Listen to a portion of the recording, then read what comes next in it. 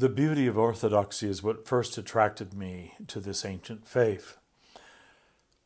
My first encounter with the magnificence of Holy Virgin Cathedral in San Francisco totally disarmed me. I had walked into that cathedral as an atheist and very much a secularist.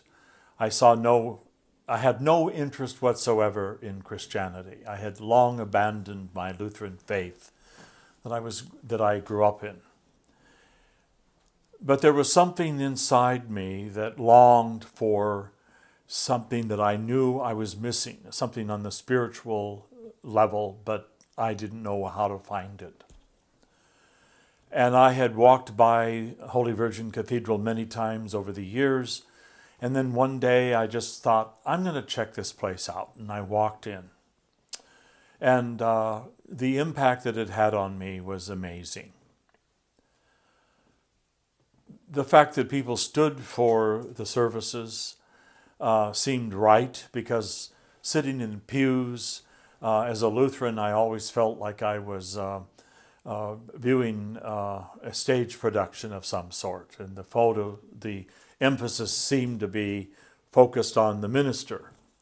But when I walked in and I saw this huge, beautiful golden iconostasis, and I saw all the clergy of the church dressed almost in my mind as courtiers to a king. And they weren't focused on themselves, but they were focused on the God that they worshipped. And then that, coupled with the interior of the church covered with frescoes, and the beauty of the place, was astounding to me.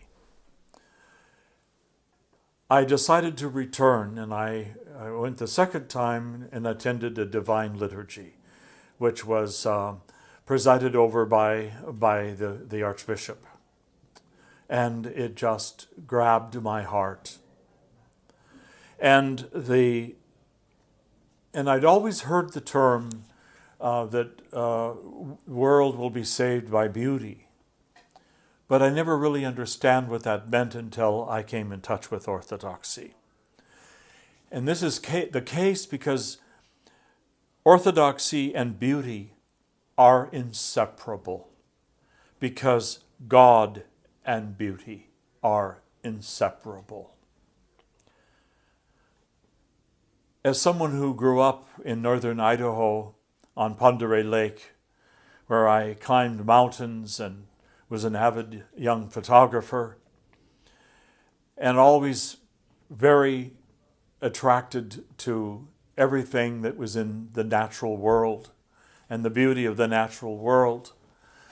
The very first time that I came in contact with an actual painted icon was when I was in college, and I was taking my first trip to from Oregon to San Francisco. And my friends and I stopped on the Avenue of the Giants, and I beheld for the very first time these great redwood forests and these trees that were bigger than anything and older than anything I had come in contact with. And I was so taken by the beauty. Because earlier that summer I had come in contact with this icon that a friend of mine owned of the Holy Virgin. And there was something in my mind that connected both the icon and the redwoods as somehow similar. Both of them inspired me. Both of them made my heart soar. And both of them seemed like it's where I belonged. I belonged in the redwoods, and I belonged before an icon. And that whole concept stuck with me. This has been probably 45 years or 50 years now since that encounter with the redwoods and the icon. And every time I return from visits to San Francisco and our cathedral and our archbishop, I always try to drive up 101 and take an exit onto the Avenue of the Giants.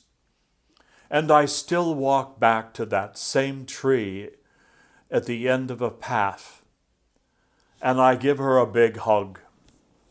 The last time I was there, I looked up and I said, "My dear, you haven't changed a bit." And she looked down at me and she said, "You, however, have changed tragically." But what I'm saying is that the Avenue of the Giants and those big redwoods still impact my heart and my soul. But I have something very similar happen to me when I walk into the monastery temple here on Vashon Island. I'm transported to a place where there is neither time nor space, but to the heavenly realm. And there is the beauty of orthodoxy and the beauty of our God. And this is what saves us.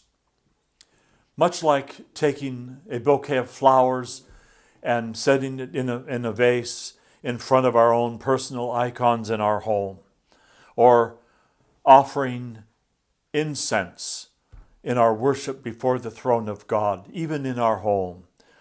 These are things that impact us in a way that unites us to God and connects us to eternity. This is why an artist or a poet can experience the eternal when creating something of beauty. God is creator of heaven and earth and is present through his created energies.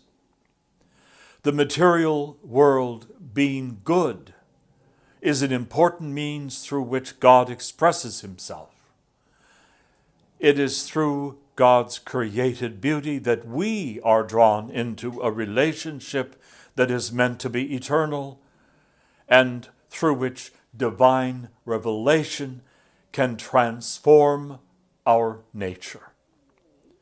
Then creation is completed, and the created is united to the Creator.